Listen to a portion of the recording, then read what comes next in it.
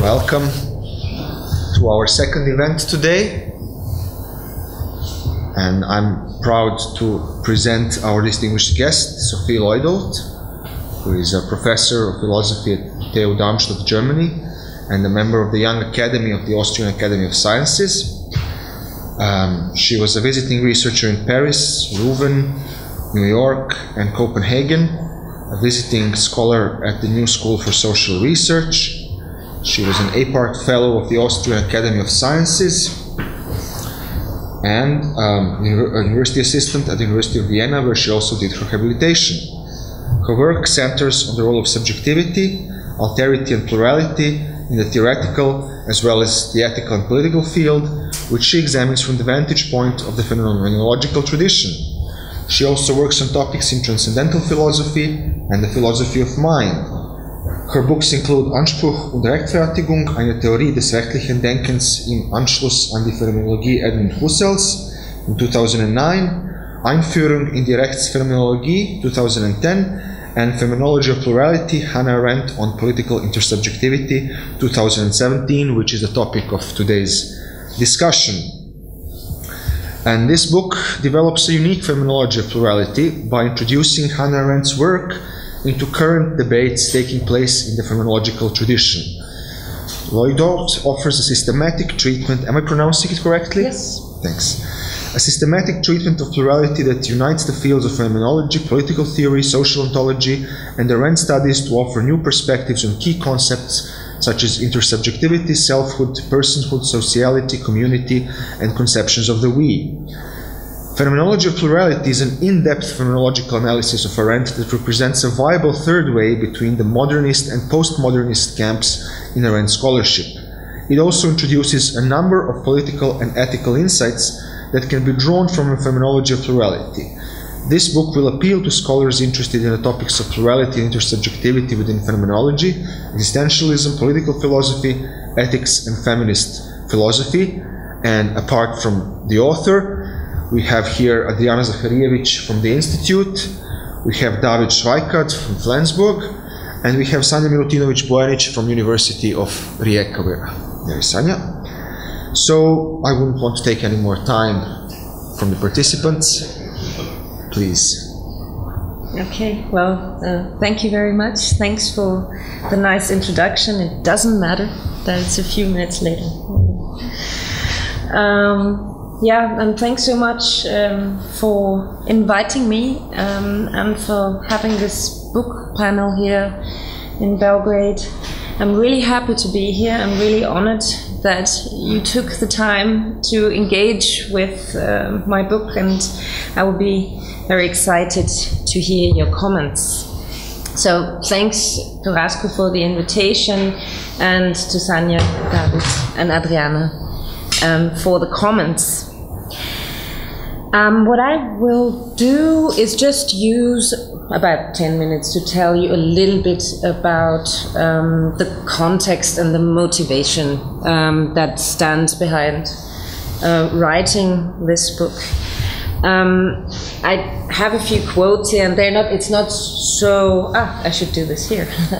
And it's not so super important. They're just quotes that are hints and challenges at the same time. So what I want to tell you is that when I started reading Arendt actually quite early, and most of you will know that especially The Human Condition, but also the book on totalitarianism, she wrote in two versions. She wrote it in English first, and then she rewrote it in German. And especially for The Human Condition, it's the case that this is not, I mean, it is the same book, but it's not exactly the same book. And I only found this out later. So I was reading Arendt and coming from the phenomenological tradition, this is what I was trained in at that time. I was just trying to understand Husserl and working my way through that. And for me, it was kind of evident reading the German original that, I mean, there are two originals of the book that there was something going on in Arendt that engaged very seriously with the phenomenological tradition, even if she didn't use all the jargon, and even if she didn't, write a perfectly scholarly work in phenomenology, but that was definitely there.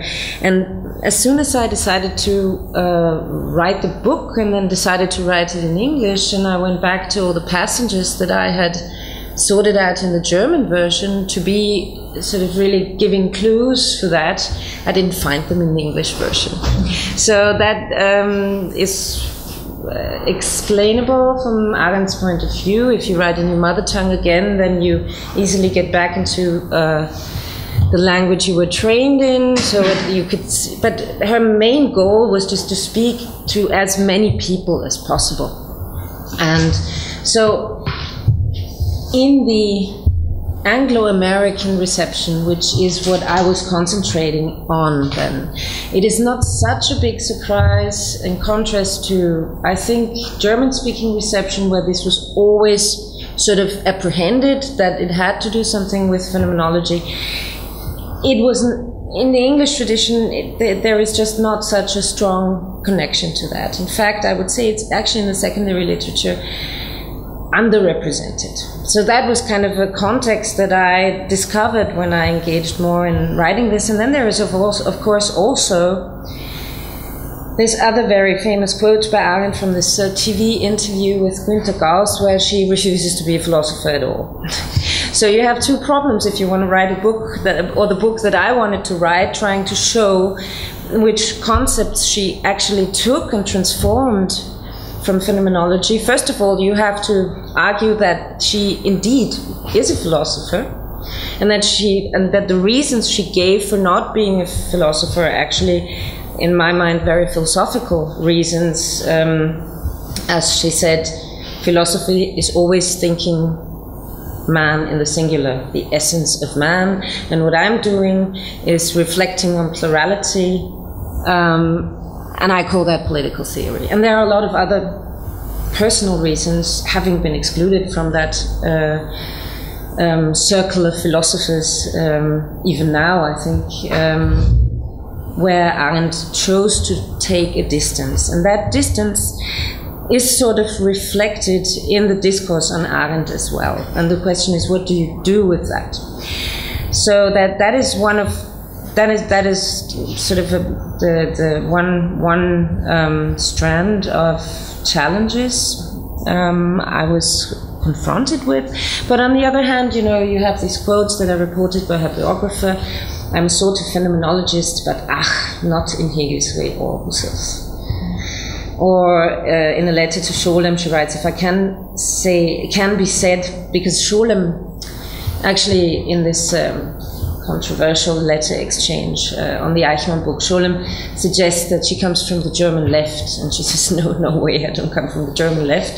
And then she writes, if I can be said to have come from anywhere, it is from the tradition of German philosophy. So there she vows that she has to do something with philosophy, and what I wanted to do is sort of to try to argue within the landscape of the Anglo-American reception. I mean, Arendt, of course, is an author who is broadly read, and that is a very good thing. She's not only read by philosophers, she's read by people from all kinds of disciplines and beyond that, by many people who are just interested in the political. One could say that the reception got a boost in the last 20 years, starting from around 95, I'd say. Before that, Arendt was often portrayed as a sort of nostalgic, polis, romantic thinker. That was deeply rethought in some very good books that were written on her work in the last 20 years, where other elements have been emphasized. So that she had been a political grassroots thinker, her engagement with Jewish... You have to just... Oh, yeah, thank you. This is a bit tricky because it's not the same. Yeah, thank you. Thank you very much.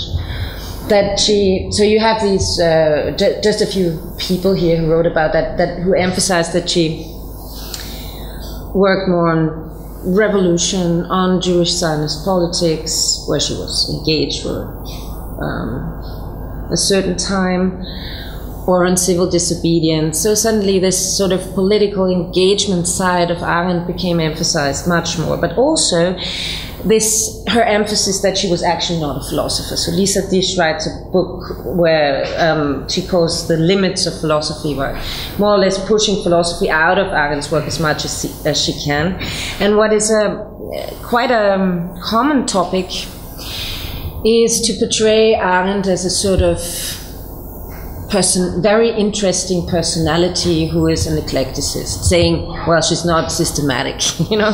I mean, it's basically a nice way of saying she does whatever she wants with all the text bases, and that's somehow great, but, you know, you can view it also from a different point of view.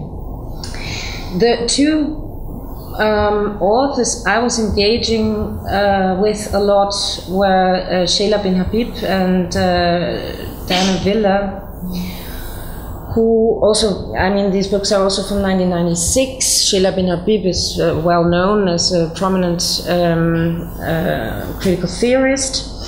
And that is, I think, still the main perspective in which Arendt is apprehended nowadays, from the view of critical theory. Now, she is not a critical theorist. She had never been a critical theorist. So there will always be some tension here. And I think Ben Habib's book is great, but it is very typical for not coming to terms with the phenomenological heritage Arendt has. So Ben Habib always has to push that away. She always has to say, well, this is kind of an essentialism. I mean, she does emphasize the category of world, but if you keep reading, you're not sure if she really gets into that a lot. And then on the other side, we have Dana Villa, who I would say comes more from a post-structuralist interpretation. This is also an excellent book I can recommend on Arendt and Heidegger, The Fate of the Political. But also Villa avoids to engage more with phenomenology.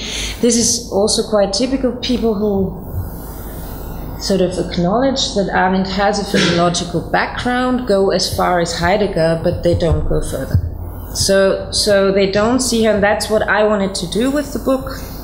I wanted to basically introduce her into the debates of a broader phenomenological tradition, not only seeing her as a pupil or a lover or whatever of Heidegger and full stop, but to really engage with that whole tradition. That's why I call her a second generation phenomenologist. Why? As a first generation, I understand Husserl, Heidegger, and Scheler, and the second generation, because they were all born around, they're all the same age, more or less. That's Sartre, Merleau-Ponty, Levinas, and Arendt, Patočka, maybe too. And these are all people who take elements from Heidegger and or Husserl, and who have their own agenda as well. I mean, we all know that about Levinas and Sartre, of course, and who, in that sense, transform the old way that classic phenomenology was done. And I think that Arendt really belongs to that bunch of people. I don't want to put her in a box, but if you want to read her with phenomenology, you should read her within that kind of context, I think, and not only in the Heideggerian context. So basically you could boil it down to two theses I was trying to show in the book. First of all, that Arendt's notion of the political, which is not that clear at all. I don't want to take that time now to explain that, because I think we're going to talk about it. So it's not the same as what we understand as politics, but an existential concept. And I think that there is a deep structure in her thought, and that you can only understand what she means by that if you really engage with phenomenological notions and try to understand, like notions I've put here in the second part, so the second thesis, like appearance, first person perspective, world, subjectivity, intersubjectivity. These are all very loaded notions in the phenomenological tradition. And I think Arendt works with these notions without always necessarily saying that explicitly, and that she turns around a lot by employing this paradigm of plurality and works out a new kind of phenomenology where actualized plurality is the main topic. So plurality, that I could have put that also into the main thesis. To put it very simply, I would argue that Arendt's notion of plurality means that it's not a simple quantity, it's an active notion. Plurality is something we do. But I guess we'll talk about that. And I got that from Oliver Marchart, who nicely put that, my whole project into one sentence, reading Arendt with phenomenology and phenomenology with Arendt. So that's what I was trying to do. And this is just to give you a very short roadmap here. So I start out by trying to identify a certain breaking point within her work, where the topic of plurality really becomes pronounced in a dialogue with phenomenology and existential philosophy. There is this little quote, this little essay from the 40s, What is Existence Philosophy, where you can see how she starts to engage with, where she starts with Hegel, but it's in reality it's a big, I would say, the first big response to Heidegger, to Jaspers, and also to Husserl, interestingly. And I take that as a starting point for myself, as a systematic starting point. What I do in the second part is that I try to, this is really, so I've tried to write a book for people who don't know phenomenology that well, and who could sort of, with the main notions of appearance, experience, and world, I'd always go back to Husserl and Heidegger or other authors and try to sort of work out what are the origins of these notions, and then try to show what Arendt does with it. So that is the archaeological second part, you could say. Then in the third part, I try to show how Arendt developed her own sort of methodology. I don't want to say too much because I think we're going to talk about that. And so this first part is about putting her into the phenomenological tradition, making a connection here, which hasn't been done really, surprisingly for me, in a systematic way so far. And then the second part tries to work out what I call this phenomenon, or her core phenomenon, of actualizing plurality in a space of appearances. And there I concentrate first on trying to present what plurality as political intersubjectivity could mean. Again, go back to notions of intersubjectivity being with in Husserl and Heidegger, and try to see how this continues, or how this is present in Arendt's notion of plurality.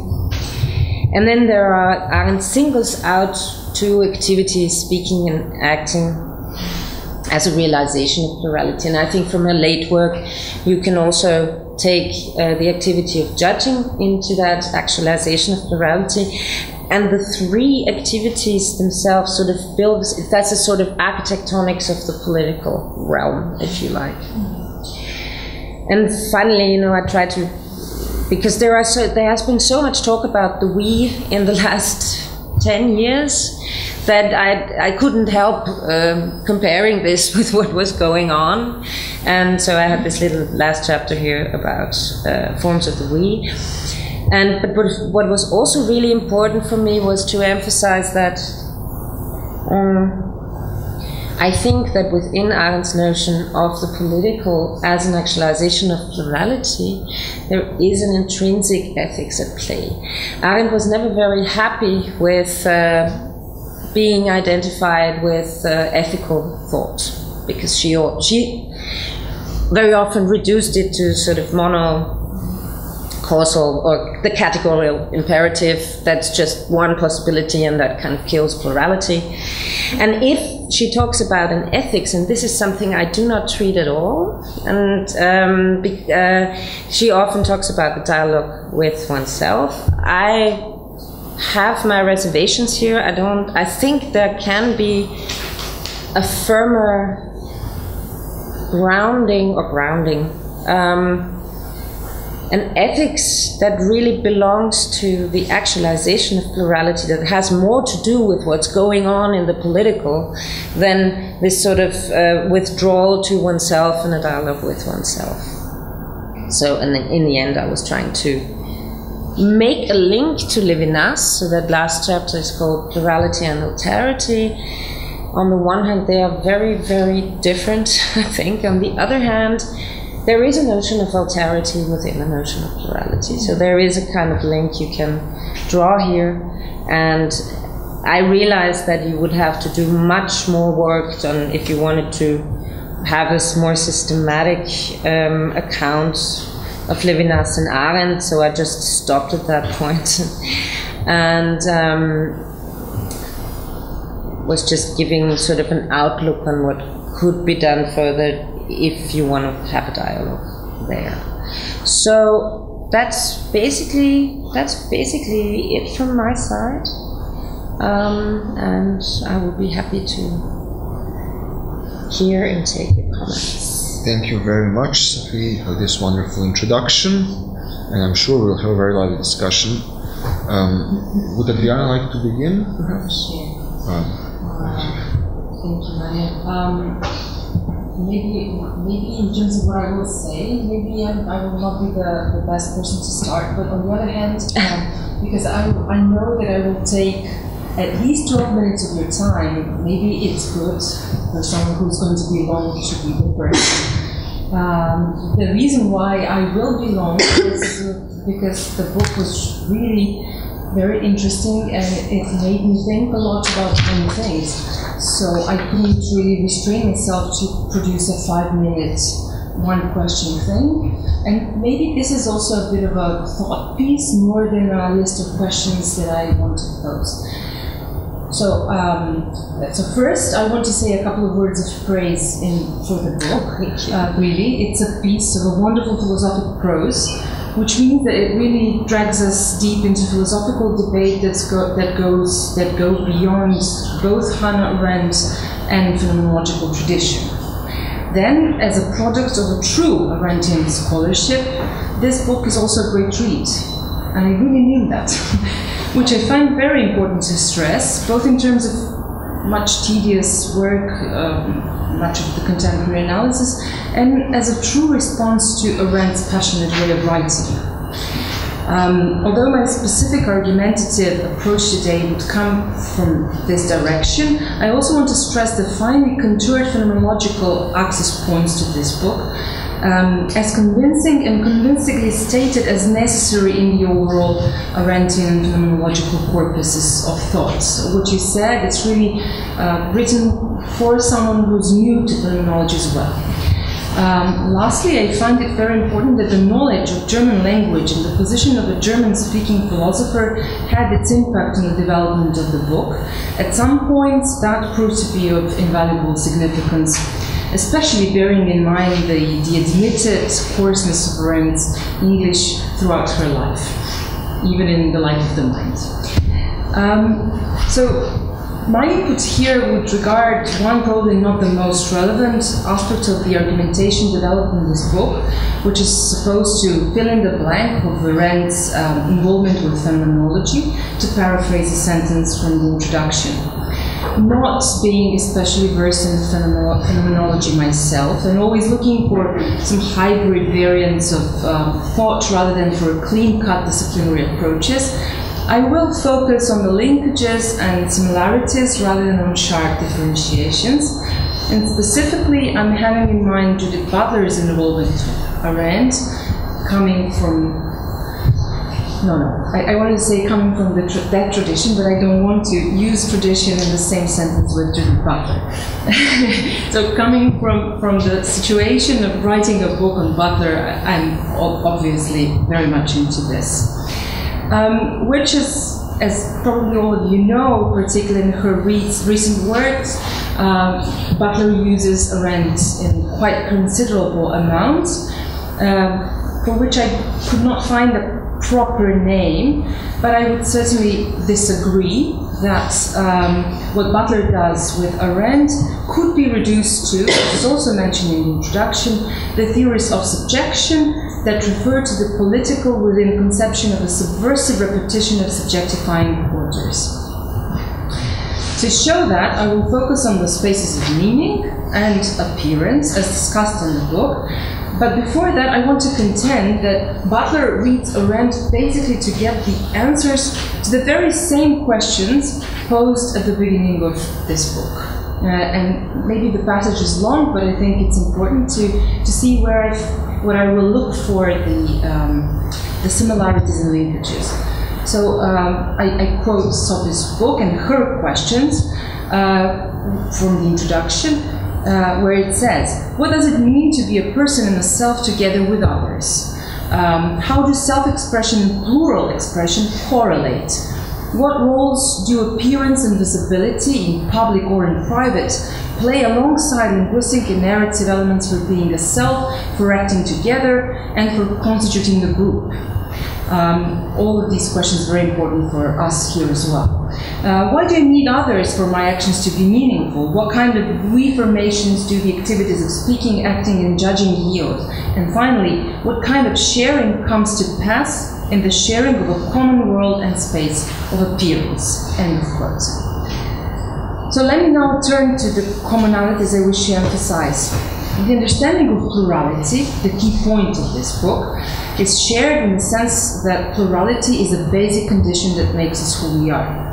Although Butler doesn't use the phrase spaces of meaning, I find it quite applicable in her theoretical endeavors as well. For example, in the understanding that the space of meaning plurality creates is that of a shared reality, and there is no reality apart from the shared one. And in the sense that the space of plurality is a historic space in which a web, as you say, or an intricate complex of layers of relations, as I think maybe Butler would say, is always in the process of both sedimenting and opening towards something new. So intersubjectivity is thus a point that Shore and Butler's approach share. I would also read your stress on the human body, our lived corporeality and its necessary immersion into all meaning spaces simultaneously, and I would stress this one as very Butlerian. You both have a grudge against Arendt's problematic and paradoxical tendency to demand liberation from the necessity of life, because this contradicts the intrinsic intertwinedness of actualized condition in each human being, which Arendt herself demonstrates. So instead of relegating Butler's take on action with or without regards to Arendt to the domain of subversion, I would insist that we can read her account on agency being constituted precisely the way you define Arendtian understanding of man, who is on the one hand a creature dependent on pre-givenness for the givenheit, and on the other hand a creature that actively shapes its surroundings and thereby produces its own conditions, which can indeed be subversive in the sense that anything new may be subversive for the status quo. Thus, if we do not take subversion as an overturn or some kind of pure destruction, which I think we should oppose, but as an introduction of a new that makes inroads into what already is a space of meaning, we get to Arendt's understanding of action that can produce infinitely inconceivable possibilities. I would venture to say that the definition of space of meaning, and this is the definition in the book, as an oriented world with a certain temporality, spatiality, a certain form of intersubjectivity, a certain inner logic of sequence, rhythm, and combination, and also a certain modality, may be replaced, or at least it's to extent interchangeable with the norm, with the term norm as being used by Butler, and especially with regard to the fact that space of meaning or norm is what makes a certain behavior possible or not. In this sense, norms or spaces of meaning precede private-public divide, but for that reason they do not seem to be natural. And I follow Butler here, who follows Foucault here. So what can be seen, viable, livable, what is intelligible, what counts as real, as having a certain ontological status, and I dare say that these issues animate Butlerian opus from its beginnings until now, is exactly what fulfills conditions of appearance and what can take part in the intersubjective world. That which cannot is somehow removed or even forbidden from, as you say, actualizing, maintaining, and altering spaces of meaning. And I will be now turning to private-public and finishing with that. So I very much like the idea of private-public as intentionally produced spaces, and I wanted to understand their fixedness in Arendt from the very first time that I read Human Condition, and that was a long time ago. And I think it's impossible to salvage. I think it's impossible to salvage Arendt on that point. For example, in her essay on Socrates that we read today, she states, as in many other places, and I quote Arendt, she says, "To the Greeks, this was one great privilege attached to public life and lacking in the privacy of the household, where one is neither seen nor heard by others." And now she puts this sentence in brackets and says, "The family, wife and children, and slaves and servants were of course not recognized as fully human." The end of the bracket. "In private life, one is hidden and can neither appear nor shine." The end of quote. The issue is primarily with this "of course." It serves here as a kind of a double confirmation of the intentionality and the fixedness of the boundaries between public and private, which are for Arendt important precisely as existing as sharp and unbreakable. Although her normative stress, I would say, is all the more urgent for her because she insists on those boundaries already being broken. Even though I would disagree with her on that, to my dismay. There are at least a few problems with this divide, but I would point to that there is no plurality within the private. And this is the question about affects, I would say. One sub-question. So, are affects also private? That would be my question maybe to you. Or are they, as I would argue following Butler, always mediated and thus illegible outside the spaces of meaning, outside plurality? To emotions.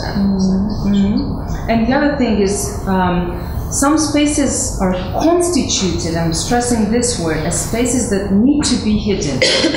In other words, the problem is not in the spilling of private over into public or vice versa, but that the erection of this boundary is supposed not only to provide spaces of action, for action, but also to secure locations that have to remain hidden, and in which some would count as not fully human, some would be recognized as precisely non-appearing or not appearing, unseen, unheard, not able to maybe ever shine, not only shine for some period of time, but never shine.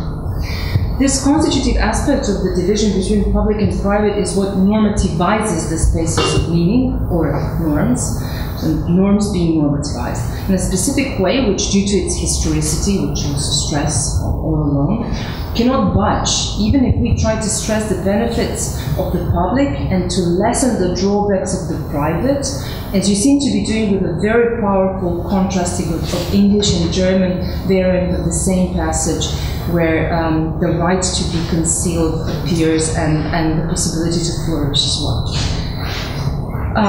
To your important and very Arendtian question, which invokes Benjamin's and Agamben's their life as a kind of a blob which is swallowing all spaces of meaning, and that question goes, and I'm quoting the book, we must ask ourselves what an actualization of plurality can amount to at all regarding the development of the dissolution of the public and the private into an overall dominating life space. I would propose a Butlerian series of questions with which I will conclude. From the last book, Notes Towards the Performative Theory of Assembly, in which Arendt is one of her most cherished interlocutors, and at precisely this place where she discusses plurality and intersubjectivity in that book. So the quotation is this: "This space of appearance is not a location that can be separated from the plural action that brings it about. It is not there outside of the action that invokes and constitutes it. And yet, if we accept this view, Arendt, we have to understand how the plurality is itself constituted. How does a plurality form, and what material supports are necessary for that formation? Who enters this plurality and who does not? And how are such matters decided?" I mean, this is kind of Butlerian question from the very beginning of her thinking about anything. I think it's a potent philosophical but also a politically relevant question, how we see this solution you mentioned. If we decide to follow Butler and to take account of exclusion itself as a political problem, as part of the domain of the political, we would have to remain open for a political agency which emerges in the domains deemed to be non-political or extra-political or somewhere around political, so outside the normative spaces where action and visibility take place.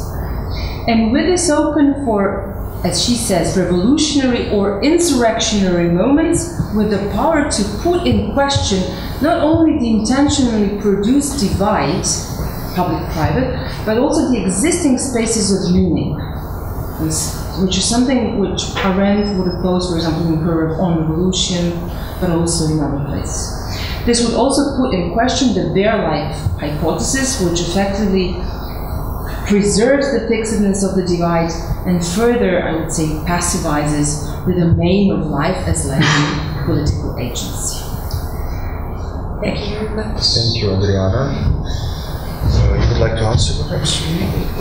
Yes, of course. How much time do I have? As long as you... Oh, no. That's very dangerous. So thank you very, very much for this. It's very inspiring, I have to say that. So I engaged with writings of Judith Butler, and we talked about this very shortly before. And I could also see that she uses Arendt more and more in the last years. And she uses her, and then at the same time she takes a distance again. And what I was trying to do, just in the very background without mentioning it too much, was of course trying to remedy a bit that image that Arendt has, that the body is like this thing that is only, they're like suppressing us with necessities, because it is clear for Arendt we should not and we cannot get rid of our bodies. If we do politics, our bodies will be there as well. And we will get tired at some point, and we will have to eat. So she's not, she would never wanted to exclude that, but you're absolutely right, and all her critics are of course right, that she was trying to, against the Marxist tradition of course, trying to an extreme to dissociate the social question from what happens in the political. That is actually what she wants to do, and her reason is why? Because if we start out with that, then economy will dominate the political discourse. So one has to understand her motivations, and then of course wanting to be a charitable reader, and the On Revolution is certainly a book which is very challenging if you want to be a charitable reader, when she really says, well, that's compassion, and who needs that, and the American Revolution succeeded because they didn't have all these poor people, and this actually sounds not really very appealing for a political theorist, but if one wants to understand her motivation, and also then her critique of our present, is that if we only model the political according to economic needs, we will have a Margaret Thatcher, there is no alternative politics. And because she always wants to argue for alternatives, as you said, she tries to push back, and I don't want to say exclude, she tries to push back the logic of life, the body, as much as she can. Okay, that's one thing. But I also think, and you were briefly mentioning this, so I use the term spaces of meaning just to show that, which is why I would have to talk more about that thing where you say you compare it with norm, because what was important to me is to sort of work out, if Arendt famously talks about these three basic human activities, labor, work, and action. And it's always very tempting to think about any activity and then put it in a box and say, is this now work, is this labor, is this action? And that very, very quickly leads to absurd conclusions. So what I wanted to do is to stop thinking these activities in boxes, but as an alternative to think them as certain, say in the classical term, intentionalities that open up the world for us in a certain way. So laboring is sort of experiencing ourselves in that rhythm of metabolism and the body and life, getting tired, waking up again, like it sort of immerses us in a whole way of a basic understanding that we wouldn't have if we didn't have bodies, very simply put. And I was trying to do that for work and action as well. So the intentionality of work is object directed, the intentionality of action is directed at others, and so on and so forth. And I didn't only want to talk about it as an intentionality that is in someone's mind, and out there's whatever kind of concept of world, but that is world opening in the Heideggerian sense, that you don't have already a ready-made picture of the world, and then there are some subjects in it that have some thoughts in their minds, but that what world actually means is opened up by certain activities, and that's why I speak about a certain temporality and spatiality, because the temporality of labor would be a certain circularity. The temporality of work would be it has a starting point and it has an end when I finished the work, and I can also destroy it. So that sort of, and what was important for me is to sort of work that out as a full experience. And that's why I have yet the problem, because the norm again seems to be something, that enables the subjects. But I mean, of course, you have an experience of a normative structured space, but that would also, I mean, that I don't think that is what Butler means if she comes from Foucault's side, and I'm very, very interested in bringing these ways of thinking together. I think we will never. Phenomenology alone is not enough to describe the political space. I would never claim that. You need more than that. On the other hand, not talking about experiences of subjects anymore will also not work out. So what I find interesting, I mean, the one thesis is that structures produce subjectivities in their experiences. That is more the post-structuralist approach.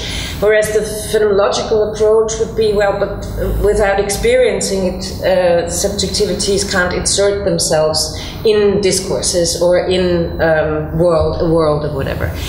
And I think this is not at all such, this doesn't have to be in a position. And I think that Arendt is somebody who actually very nicely captures with her talk about conditions and activities that actualize conditions. You can, in fact, reflect about conditionality. I would rather think about, well, but conditions, yeah.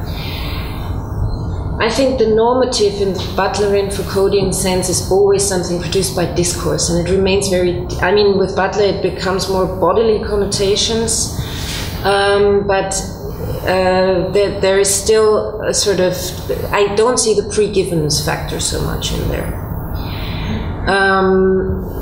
But you will always have to be able to sort of follow archaeologies of a certain discourse and so on, and that which is also necessary to sort of thematize it. So that's, but I see where you're heading at, and I think that's an important connection to be made. Now, as for the private and the public, I mean, okay, I think two things at least are important here. Why does she need this? Why does she emphasize the separation so strongly, whereas at the same time she says we don't even know what this separation amounts to anymore?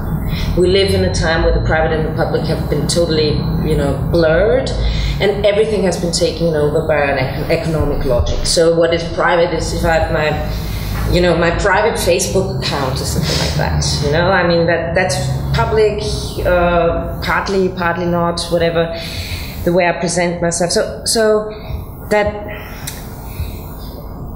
separation she wants to have is, again, it's a sort of ideal type she talks about. And I think that quote you gave where she says, of course women and slaves are not recognized as human beings, is not that she affirms that women and slaves shouldn't be, no, you didn't mean that, but that I always think of this in those terms, that most of the conditions Arendt works out for becoming a who and for becoming someone are taken from the negative experiences of being no one in totalitarian regimes.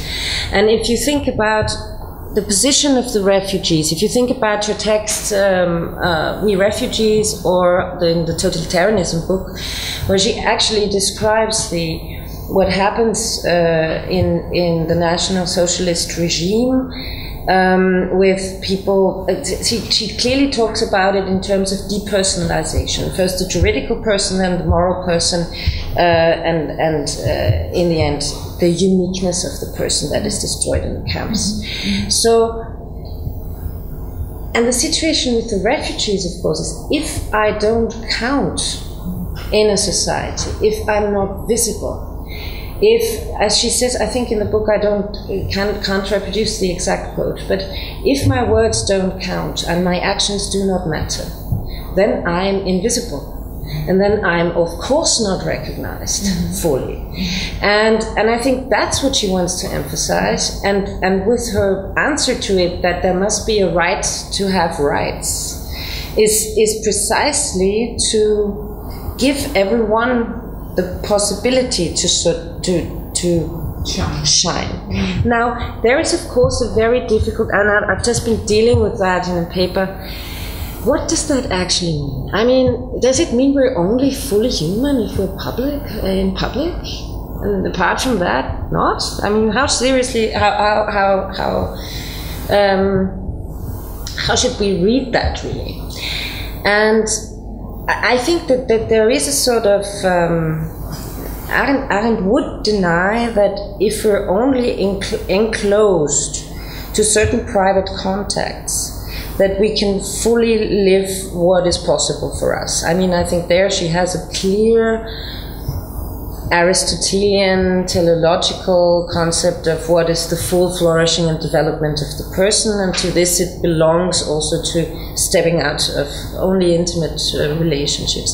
But on the other hand, and that I also wanted to emphasize, she is a fierce defender of the private sphere. And she says the private sphere is absolutely necessary for developing as a person, and a life only lived in public is a life that is shallow and that loses, so to say, its contact to matters of life, which is exactly what makes a personality a rich personality. And with life she means life, death, and whatever, intimate relations, love, friendship, and so on and so forth. So I think she does have a place for the private, and she asks for protection of that, and she thinks that the protection isn't there anymore. So she says we neither have this experience of being protected, nor do we have the experiences of having an exchange with others in the political realm. So that's how I want to read it. And the last point of I won't take it, the bare life thing would really be the other side of this fully developed self. But the last point of effects. So I try to work this out a little bit in the book, because Arendt is very selective with what she labels as private. And it's always an answer to what misses in the public. And then at one time she says, well, the really private things are like when we die and come to life. So really leaving the stage of the world or entering it in a fundamental sense of being born and dying. Then she says it's privacy of consciousness. So my feelings, so the first personal privacy, we say, okay, what does the one have to do with the other, really? Or then she says, what is private is pain. And then she says, what is private is doing good deeds that don't want to be seen by others, and so on and so forth. And it's really a melange of different things she mentions. And I think that has a certain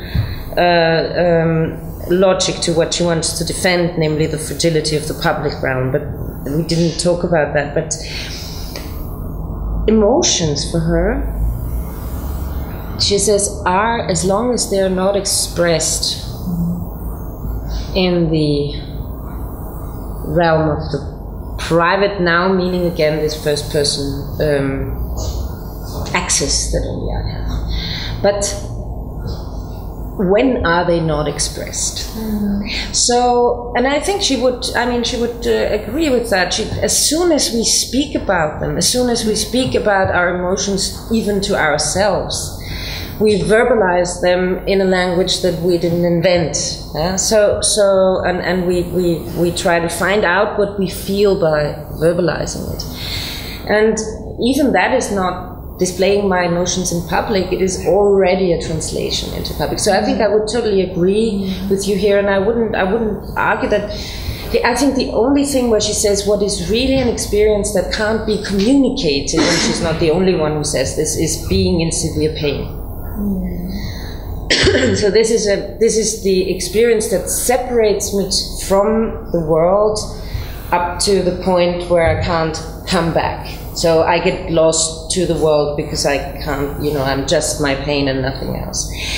But apart from that, I think, so coming from that tradition that being in the world is never being an enclosed entity that has feelings and over there is the world, but that it is always a sort of speaking and being with others as an expression of your affection. So it's always fundamentally expressive.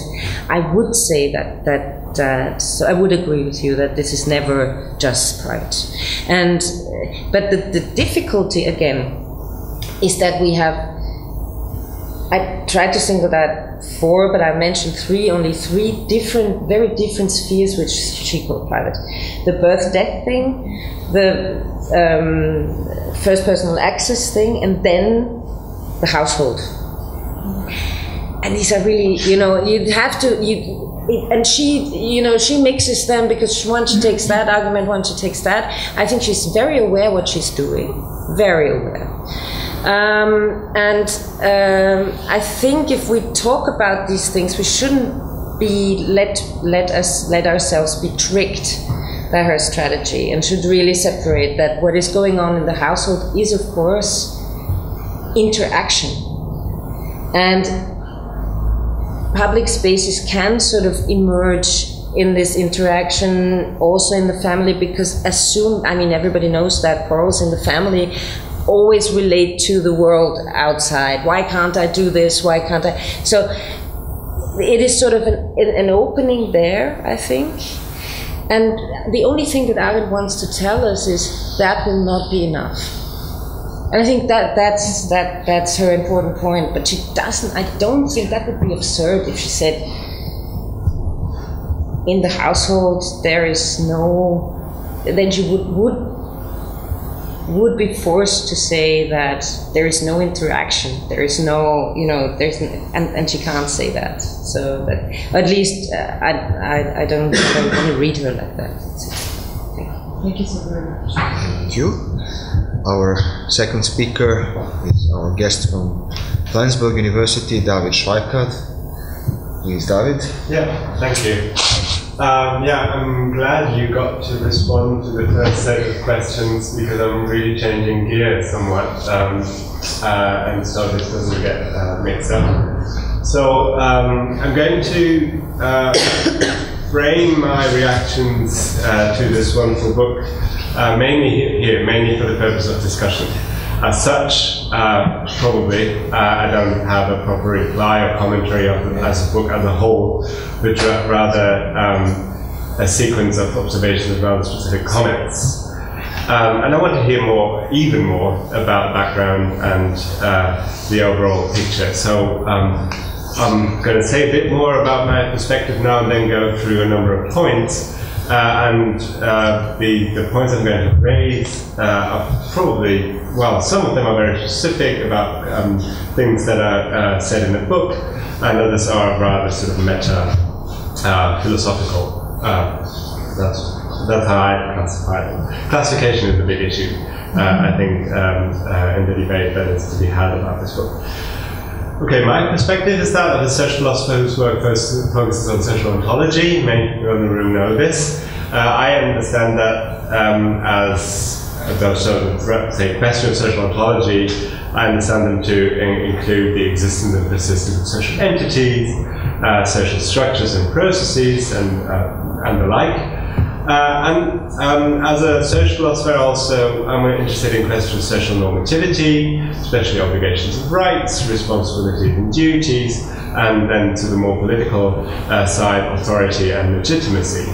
I usually, many in the room know this, approach these issues by studying phenomena of joint and collective action, and my program has been to see which ontological, methodological and normative view can best capture the relationality or the relational constitution of such phenomena. So I say this to say that systematically we're really sort of talking about the same sort of view I think you bring out in the book. They're in the same ballpark at least. Okay, however, I'm neither a Hannah Arendt scholar nor am I a phenomenologist, and it's important to say this. And so I have some familiarity with Arendt's work. I mean, working in, having come up in the German university system, you can't avoid it, neither in the social sciences nor in philosophy, but also as a political philosopher. That is something you definitely encounter. Now, and I'm not a phenomenologist in the sense that I don't work on the either first or second generation phenomenologists you listed. Maybe there's third and fourth generation. Do they just go by date? Anyway, so but that's an issue we would say profit from your commenting on it, is whether I'm as such, neither being a Hannah Arendt scholar nor a phenomenologist, member of the target audience of the book. My historical expertise, just to bring that out in the open, is rather, say, in 19th century idealism and Marx, and my systematic affinities, I'm going to say the bad term now, lie with analytic philosophy. I say this is a bad term because that's how the game is usually played, right? Phenomenologists here, and then analytic philosophers there. I've been part of that game. I find it rubbish. And so none of this, of course, preempts or precludes debate. Let me just go through a number of points. So you say, pretty much at the beginning of the introduction, page 2, you say something along the lines of the phenomenological perspective, or let's just put it there, the phenomenological context being necessary for giving or for gaining a full understanding of the nature and transformative force of plurality. That's a quote. So I wonder how let's say, the phenomenological perspective is necessary. So, I mean, there's an obvious response, and it's so obvious, I'll give it, so you don't have to bother. Of course, every perspective enriches our understanding. Yeah, fine. But so one of my meta say issues, or the meta concerns I had when reading the book, was whether when you pose or present Arendt as posing a certain kind of phenomenological perspective or approach, whether she and you are talking about the same questions social ontologists in the more recent debates talk about. Right. So you comment here and there on approaches. I'll get to one of those distinctions in a minute. So say the focus on collective intentionality, the sort of the technical or theoretical analysis, and I'm completely sort of in that group. Right. People focus on that, maybe it's the case that when we talk about, say, the constitution of collective, the structure of collective action, okay, walking together, or taking a house together, what's our favorite example is? Yes. Maybe? Okay. Something like that. So there's something to be said, and of course many colleagues in the debate, and you quote them, say, no, the phenomenological tradition provides resources for looking at other features of those situations and phenomena, and that seems trivially true, because if it's a different perspective. But if you want to make, as you do on page 2, the stronger claim that it's a necessary element in our understanding of social phenomena. Of Arendt's notion of plurality. Oh, Arendt's notion of plurality. Okay, well that's a big step backwards from how I read that phrase.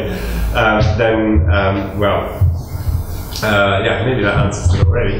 Let's see what I wrote there. Then more would have to be said. Anyway, so next point, regarding the definition of plurality. I feel, so as I'm not really sure whether I'm a member of the target audience, I wasn't always sure whether I understood what plurality is, and what role plurality is to play in whatever project we're engaged in, right? Social metaphysics, social ontology, methodology, sort of a groundwork methodology that can be used by the social scientists, something like that. So we need to be sure what plurality is, and you, page 153, you offer. Well, it's one of the many places where there is something like a definition, and this is, and that I don't mean to be dismissive. You make many suggestions for definitions, but I want you to sort of comment on a question I have about this particular one. So there you say plurality is essentially more than a structure. It is primarily a plurality of first-person perspectives that can be experienced as such in acting and speaking, 153. So a plurality plurality is a plurality of first-person perspectives. I just wonder, and I would sort of urge you to give a paradigmatic case for this here. Because later on, you comment critically, and I agree to a large extent with that criticism on Searle's view of intentionality as being not sufficiently relational, as being just something sort of conjured up within the confines of individual potentiality and so on, and that can't be it, can't be adequate, although there's a different story to be told why Searle puts it that way. But you criticize that sort of view, but he could subscribe to the very same description of what plurality is. I don't know, plurality doesn't seem to be the same as sociality, doesn't seem to be the same as collectivity. And as you say in the sentence I also quoted, it's more than a structure. So maybe I can just to reiterate, to give a paradigmatic case here. So, and then next point, I have 5 or 6 here. Third point is, against a more technical analysis of plurality and other debates, social ontology, you want to highlight, and now I quote from 154, that the ontological fact of plurality demands a realization in a special and particular form, and not just in any form of collectivity as such. So I wonder how the demand enters the picture. And of course, the sort of parallel question here is how the normative dimension can be adequately accounted for. That's a complex issue because we want to, we should say on some meta-philosophical level be clear as to what we're doing when we're given an account of the ontological structure of some phenomenon. Right? It could be, is that a descriptive effort or is it a prescriptive effort? Is it supposed to change the way we describe the phenomenon or the fact? Is it supposed to change it? Do we engineer concepts in such a way that they be realized in the situations in which they apply, be realized in different ways, and so on? So that's a way of doing social ontology that's become prominent, and rightly so, I think. But still, we need to be clear on what kind of demand we're dealing with here. Then sort of a different tack is something you say also in chapter 4, I believe, about, let's say, the co-constitution of subjectivity, intersubjectivity, and the objective world. Here, I just want to report that, well, obviously, and you quote Dan Zahawi on this, it's a central topos in phenomenology, right? That sort of studying the link between, well, and there are several terminologies, the links between self, other, and external world, for instance, sort of requires going from one to the other, and you can only capture any of them. If you capture all of them, that is fine, but it's just because it is a central topos in phenomenology, it doesn't mean it's a discovery by phenomenologists, right? So I think it's just completely optional to say that it's characteristic of phenomenology, and then you have a scholar over here who has the same sort of view, and now that scholar is a phenomenologist. I think that's a move that needs to be motivated a little more strongly. So you can have the same view about the sort of trias, the self, other, and external world, if you look at Hegel, or if you tell a story about development of conceiving of the constitution of self-consciousness from Kant to Hegel, and you get political understanding of social practices, for instance, in Hegel, that is completely amenable to the trias analysis you give.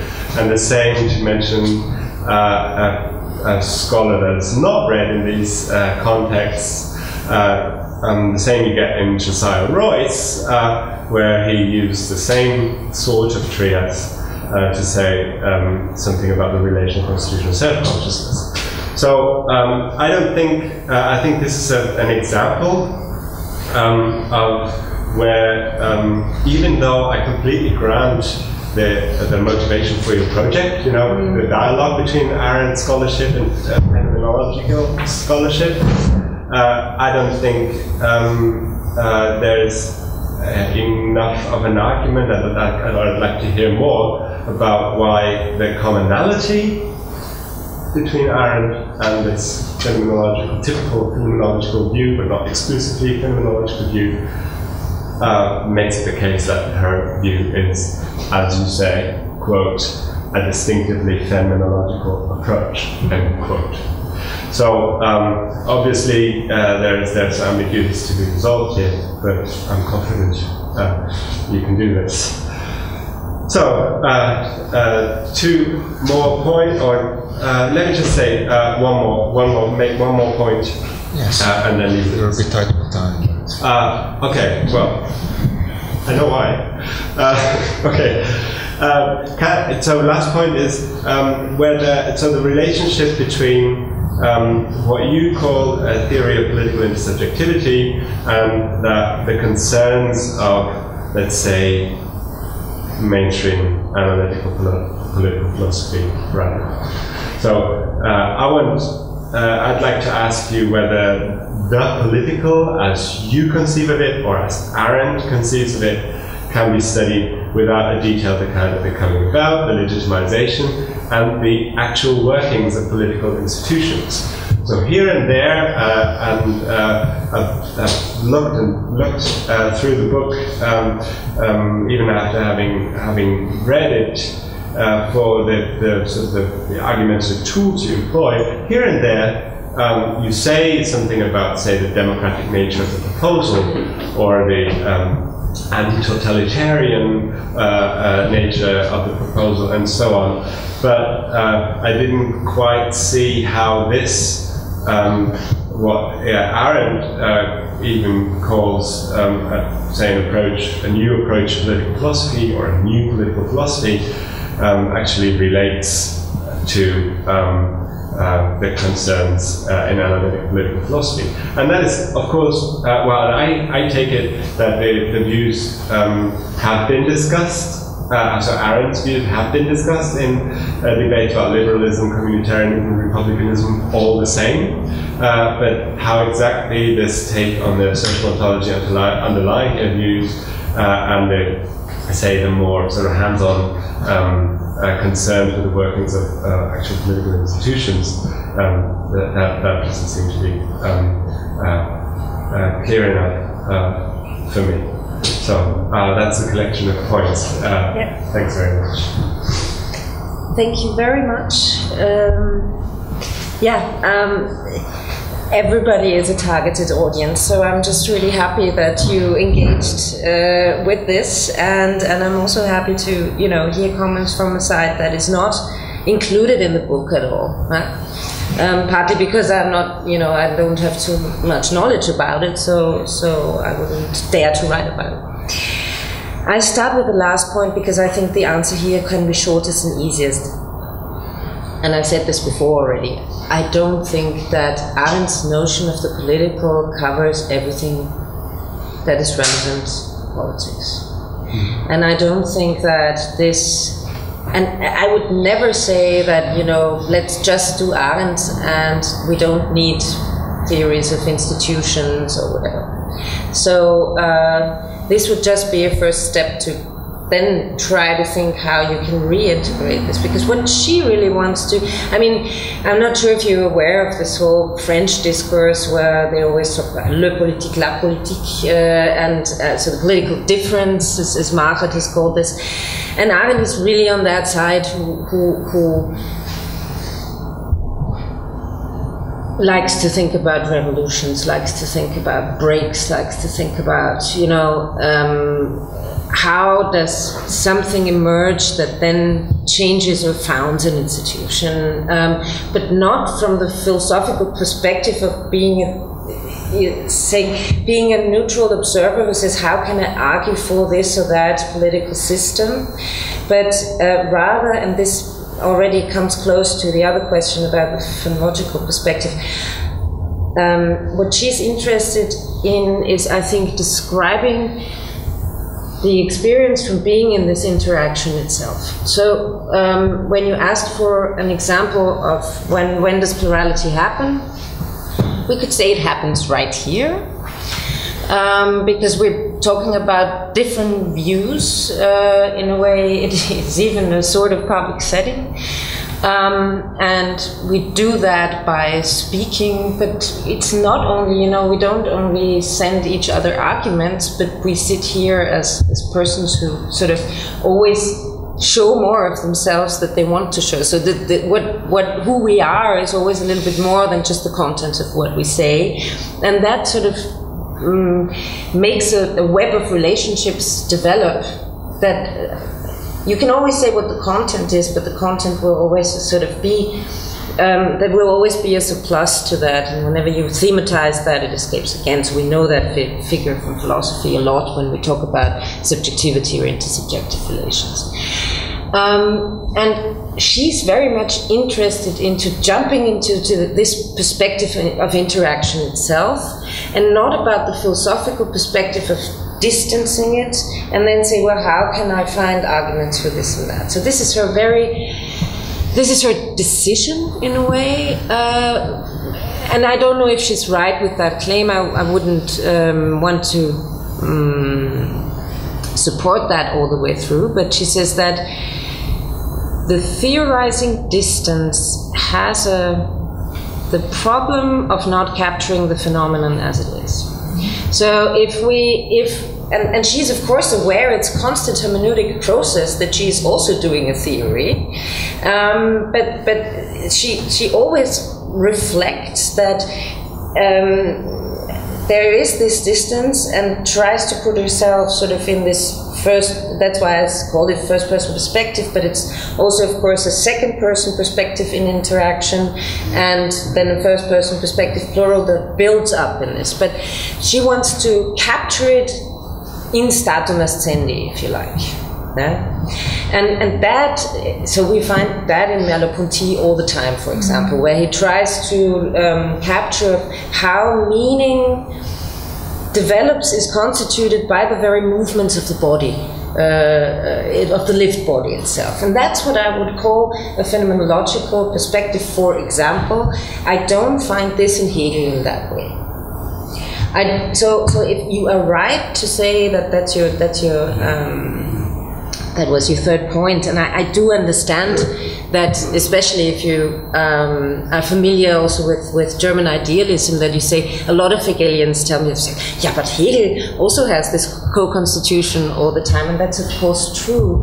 But the phenomenologist who works that out brilliantly, I think, is Sartre in Being in Nothingness, where he argues for the cogito and as well for that broken totality that we don't have in Hegel.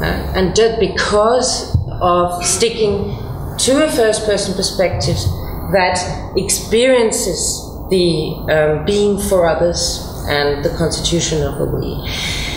And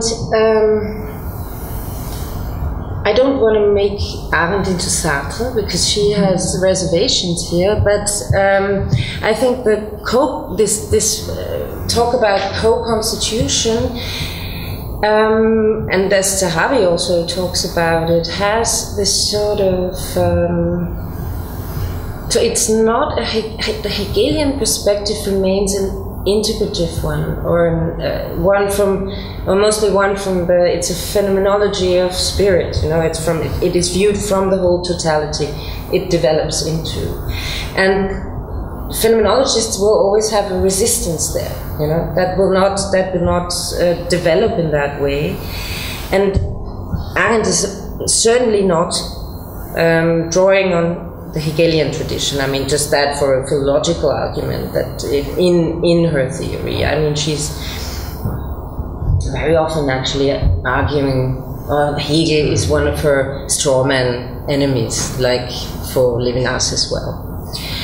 So that only for this, I do get what you mean, but And in Kant, to be honest, if we don't take the third critique, I don't see the role of intersubjectivity in that way as theoretically and practically important as in Husserl.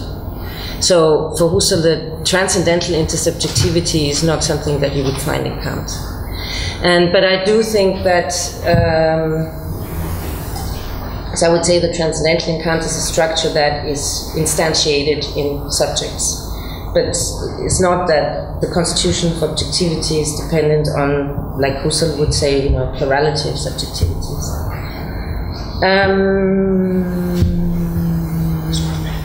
5 minutes, okay, and now I only come to the most important questions, because you really ask very, very important questions. Partly I also hope I will address them in the talk at the conference. So as for plurality, and so I start now, I try to lump together the first and the second point. I'm explicitly talking about Arendt's notion of plurality. Full stop. I'm not talking about plurality as a concept that can be used in epistemology or that can be used in metaphysics or whatever. I want to know what Arendt means by what she calls the human condition of plurality that enables acting and speaking. What should that be? And plurality, that's what I try to bring out. Plurality is not simply a quantitative term. So plurality does not mean that we're just many. Plurality is not, as you say, collectivity or sociality. So what does she mean here? And I think that's why I say we need the phenomenological perspective. If you just look at a sort of, if you look at the multiplicity of human beings, sort of from the outside, from the third person perspective, then you can say, okay, we're all very different. You can go to the DNA structure, you can go to socializations, whatever, but you could make a taxonomy of how we are similar and different. And a lot of literature on Arendt just goes that very way. And I think that's wrong. I think what she means by plurality just has the condition of a quantity of people. But plurality is something that rather happens, like I often use the metaphor of, like a conversation happens. A conversation is neither within me nor within you, but it happens between people, and she uses that term of the in-between.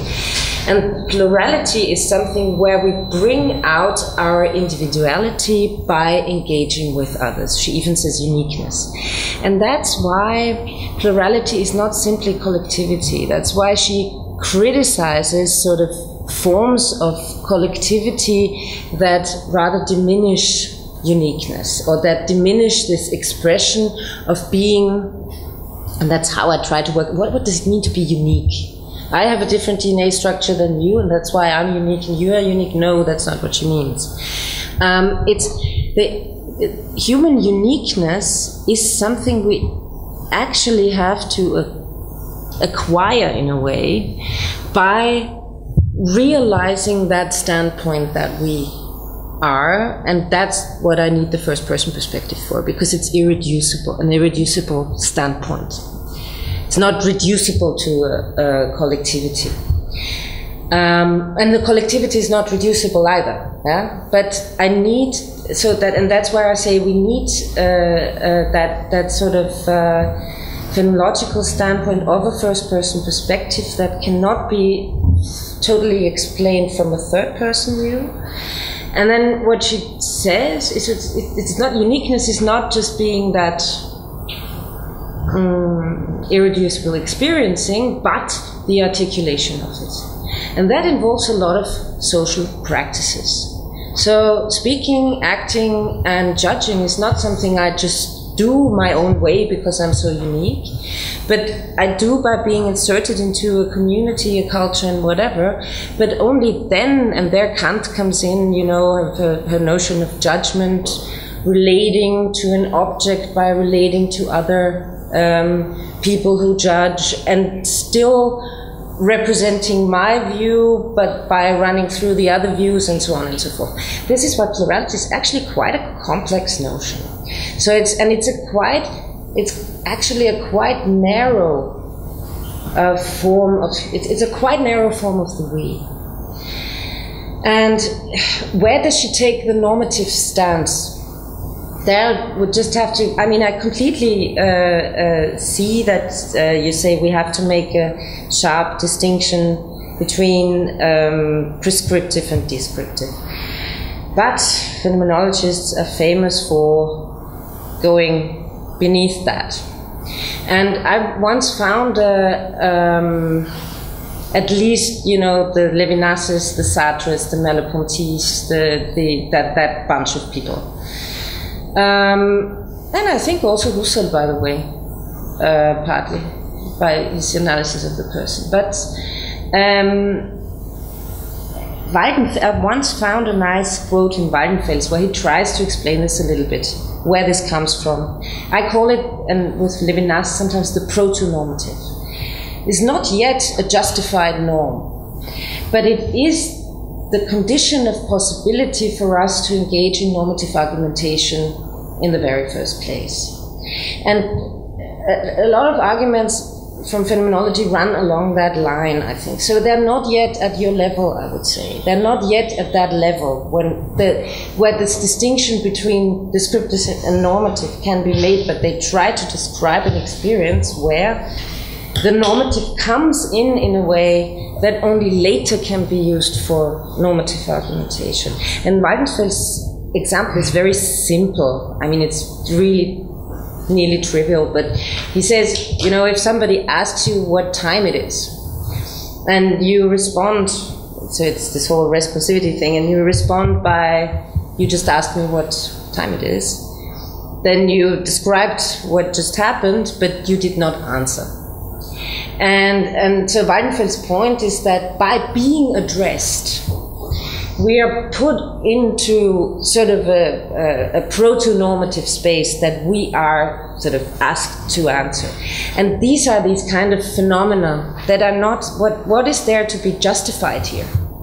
I can say, but am I now, you know, and that is I think the perspective of many phenomenologists when they analyze certain experiences. And again, I think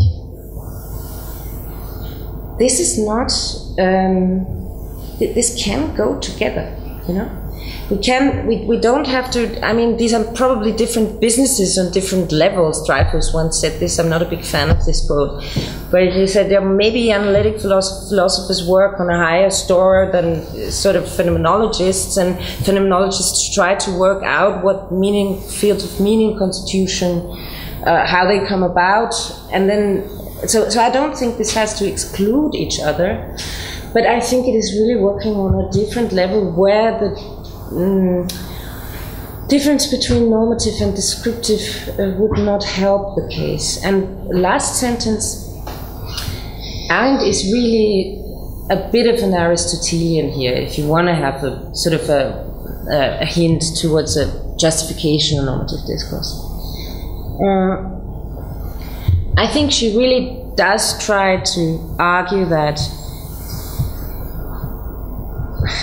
there is a way in which we can express our individuality best. So there is a sort of arete to that, to certain activities we can do together. And if you work like that, if you say, well, certain activities express our individuality and commonality better and others less, then you very quickly arrive at a normative point. And I think that's where, if we want to connect, and in phenomenology we sometimes find this. I wouldn't limit this to phenomenology, but this is a sort of Aristotelian heritage, I would say. And I'm sorry that I can't answer to all these points, but yeah, thanks very much again. Yeah. Thank you, Sophie. And our third speaker for today is Sanja Milutinović-Bojanić. I will not bring anyone else. Hannah Arendt or Loidolt. Instead, I recommend the book with a framework thesis and a contribution not only to phenomenological tradition of thought and Hannah Arendt studies, but also political science, political philosophy, and actually philosophy is far into the public realm. So along the way, I recognize the well-established ambition from introduction into politics. In a word, this is a new twist on known subject matter for phenomenology as well as understanding of Arendt's political theory. It has that capacity of, as Jerome said, leading us when he was introducing also the book, politics, leading us into the root gene religious experience. This afternoon I mentioned the possibility of response or hypothetical Arendt's response to what Trump is doing nowadays, and what is it that her answer might have looked like. It's extremely difficult. It's extremely difficult, but on the way, she's close. I see her as someone who would adventure herself into this as well, and not stay into precise and definite positions whatsoever. So this is just a small hint on the contemporary situation and why I find this phenomenological perspective on Hannah Arendt's philosophy of politics attractive. So the first half of the book concerns itself with the construction of plurality and the political and reaching the transformation of phenomenology, while the second half of the book is dedicated to actualization. And that's how I understood you when you said, I want Hannah Arendt. My understanding of Hannah Arendt's plurality is that we do plurality. We are in action. This is something that is happening. So it's a kind of a detailed examination of elements that comprise the construction of the paradigm of plurality, the me, the other, and the self, and that political intersubjectivity. So it's not intersubjectivity as such, but it's a political intersubjectivity, and it's something like an alien. Really interesting figure, and which is also, again, I'm referring to what I said, which is crossing those two, private and public. And I said that their contradiction, we spoke about Socrates, and I said that meiotics, that here his method is genuinely private. Who's going to give birth in public? No one. So, and that's the very paradox of this. Today, you never know. Yeah, well, on YouTube, yes, but again, it's very private. It's an extreme paradox. Is it something that is genuinely an act of giving birth? Is there any intimacy? Well, we're going to leave that aside, but that was my also that understanding of the clash between private and public through political intersubjectivity. Then, well, I read your book thoroughly.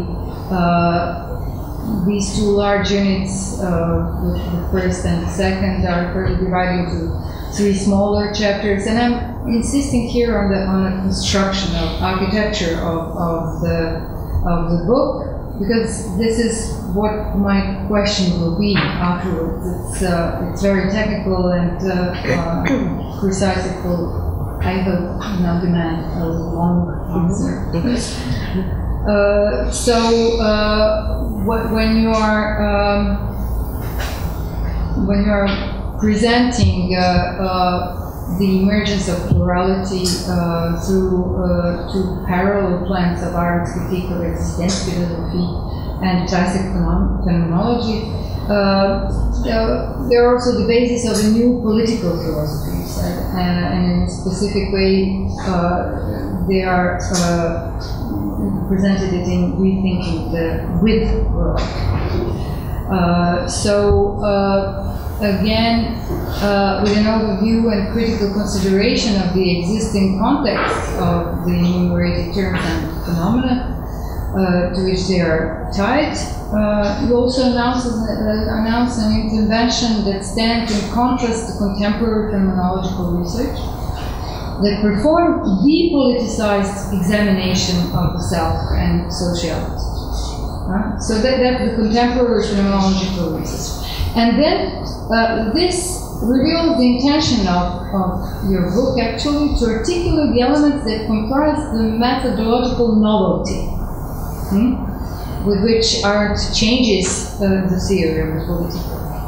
So that's very close to what I wanted to ask you about. I'm not going to, again, maybe most of us read it, but I'm not going to explore it any longer into presenting the book. But then I might quote Arendt herself from the introduction of the human condition when she said, plurality is specifically the condition, not only the conditio sine qua non, but the conditio per quam of all political life. And you use this, and I understood it that way, that it was kind of a resisting Heidegger's grounding of in existentialism, where she indicates the importance of the condition of existence. So that's part of it. Then particularity of plurality appears in the public sphere and manifests itself in a double-tiered conditionality. That's also something that you explore. Not only is it a question of what political life cannot do without, but the condition that makes political life what it is. So that's that one thing. In this reading of plurality, you ensure an active approach to conditionality, and then from that emerges dynamic spaces of meaning, and we've heard about that before. I'm not going to just develop it further. I'm just going to ask you, at a certain point, you marked Arendt's well-hidden methodology. And then you said also again, and even today, that there are a certain secret strategy, that she performs tricks, and you made it closer to what was that actualization of plurality. So how, and if I understood it well, this is somehow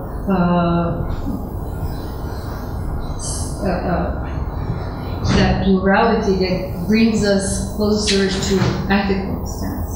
Ethical, which is singular, but then plurality as not multitude, as not multiplicity, as not plural. It's a plurality. It's a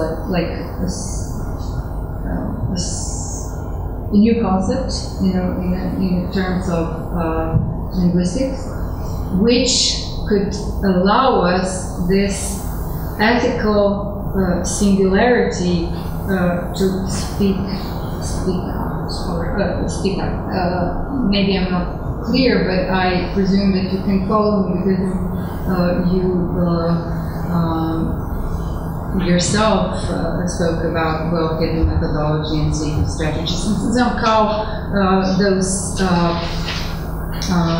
proceedings that are not obvious for Hannah Arendt herself, but also for the reader, whoever he is, either in phenomenology or in Arendt studies. So thank you. Thank you very much. Thank you very much. That was also a lot of stuff. I'm going to pick out something.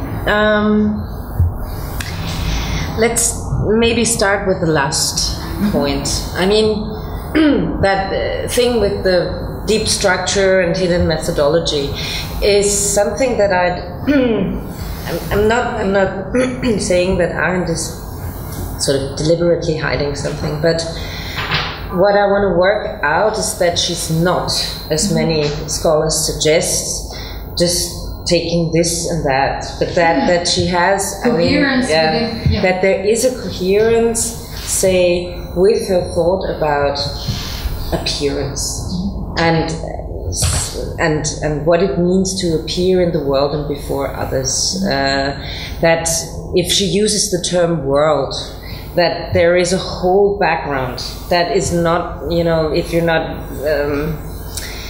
familiar with Heidegger, Husserl, Merleau-Ponty, whatever, then you just miss it, I think. But she does not bother to explain that to us. So she does not bother, and that's a good thing about her. I like that, She just uses these terms and throws out her writings, and people do make sense of it in their way. And I don't even want to come with that sort of finger and say, no, now you all have to read Husserl and Heidegger, otherwise you're not allowed to read Arendt anymore. I just want to try to sort of make something visible that for her is completely self-understood when she writes. And so I'm probably the more systematic type coming from Husserl. I always need to, separate everything in different aspects or whatever, and I don't write as nicely as Hannah Arendt. So that's what I was trying to say by she has a hidden methodology. And I think really by this figure of talking about conditions and activities. I mean, the book in German is called Vita Activa, and in English it's called The Human Condition. And supposedly she writes that at some point that Vita Activa is she likes that title better. The English publisher suggests the human condition because that would be even a broader term, whatever. But alone, how this works together, that conditions are actualized by activities, I think is a very own methodological approach that is not precisely the same as what Heidegger develops with existentialia, but that historizes it. So it historizes the transcendental, because we can very well say that Sannenheit is, of course, still a sort of transcendental philosophy. Heidegger says it himself. So that's what I mean here. And tricks, I think every philosopher is playing tricks. So that's not a specificity to Arendt. I think that, that if you want to get somewhere, and sometimes you don't even realize that, but that you're of course taking the arguments that are the closest ones. So that's what I mean by that. About the depoliticized notions of the self, and so that's maybe also comes back also to what you were saying. It should be clear by now, I think, that if we talk about the political, that is a different notion than what institutionalized politics and justified political, say, like liberalism or communitarianism, that these are different things. For Arendt, the political, I see more in the French tradition of something that intervenes, something that interrupts, something that kind of reconfigurates the discourse, that is a sort of interruption. So, and one of my main theses really was that Arendt politicizes the phenomenological discourse, and that she does that by the paradigm of plurality.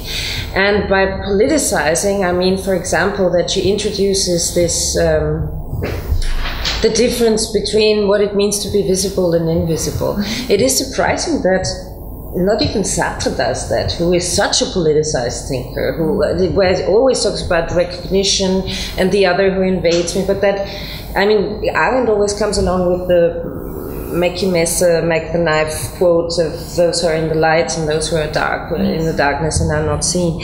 And she says, well, look, I mean, it's just not, the spaces where we appear and where we interact, they are not neutral.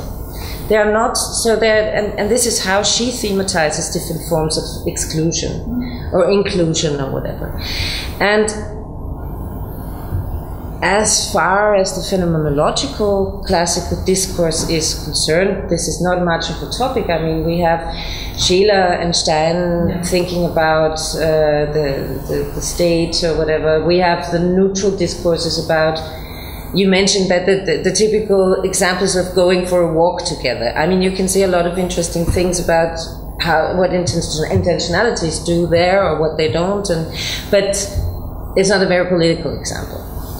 And yeah, of course. But I would say that to a certain extent, that is kind of, I would just say it's interesting. Why is this discourse that is so much about the we so dominated by examples that are so neutral? And walking together. Right. Yeah. Right. Yeah. Marching together with. Yeah. Of course. Yeah. And I think that. Or singing together. It's not like. Yeah. There are nuances that we can. Right. Just add to the example. Right. And anthem or whatsoever. What you sing is alters the way how you sing together, in what context you sing, and so on and so forth. And I think that Arendt is just very, very sensitive to these things. And on the other hand, she's not that interested in the, technical workings of what is covered by other theorists, of course.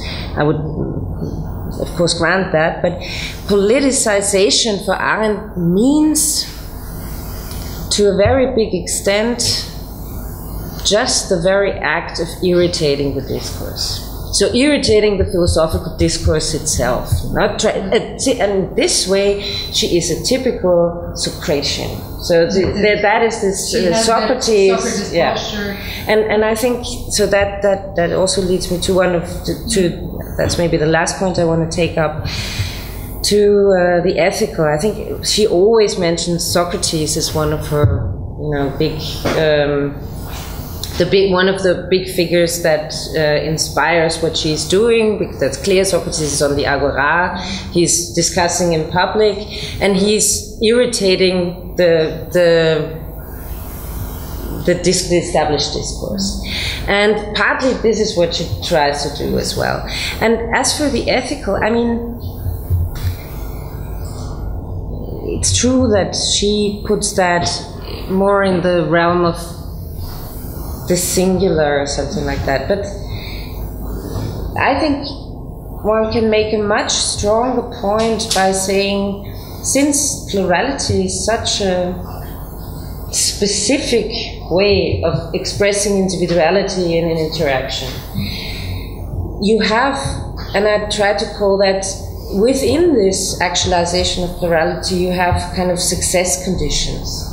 And you can derive, actually, she would never say it, she would hate me for this, but you could derive simple norms like do everything that enhances plurality, and don't do, or you ought not to do anything that diminishes or destroys plurality. And the political action itself is not moral, but there is one limit. That political action for her, and that's also a sign of how specific she uses the terms, she calls it an action that targets plurality itself, not political anymore. So a Schmittian way of viewing the political is precisely what Arendt wouldn't call political anymore. So that's why one has to be very careful. Or she calls the labor gang as something anti-political. Unpolitical. So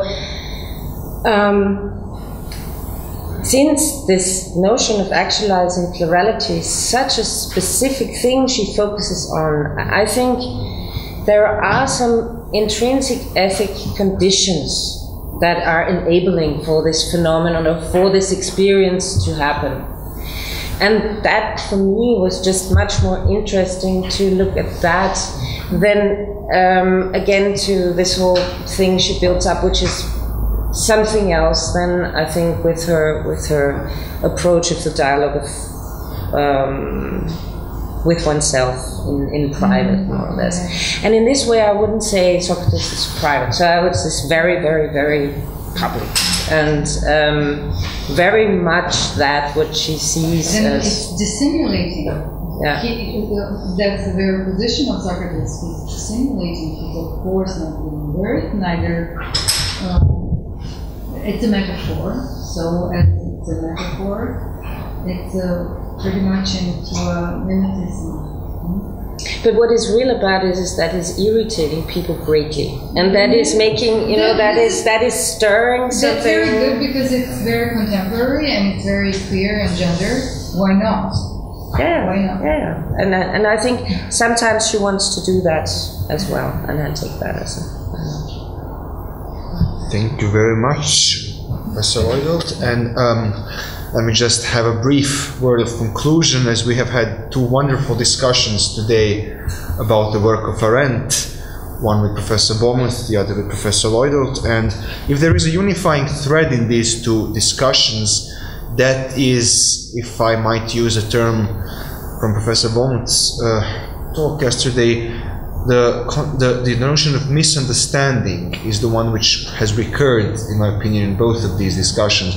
The misunderstanding of Arendt, or the simplification of Arendt's work, has been a recurrent theme, that she's considered simply a political conservative or simply as a critical theorist, whereas in fact we have today witnessed two perspectives on the complexity, let's say even the plurality or the ambivalence of Arendt's work, which shed some light as to the richness of the resources that her ideas can still be for us today, for progressive politics. But what's important to me, it seems, and what these discussions have revealed, is that the very potential of Arendt's work lies in the fact that she did not want to explicitly be progressive. She did not want to rush to some kind of conclusions about what is the good society or what the progressive politics should be. In fact, it is implicit in her ideas, in the complexity of her ideas, let's say. And it's an indirect progressiveness. And I think that's what both Sophie's book and Matthias's papers point towards. And that's, I hope, something that we have all understood more clearly now. So I would like to thank once again Professor Loidolt for this wonderful discussion, and to our presenters as well.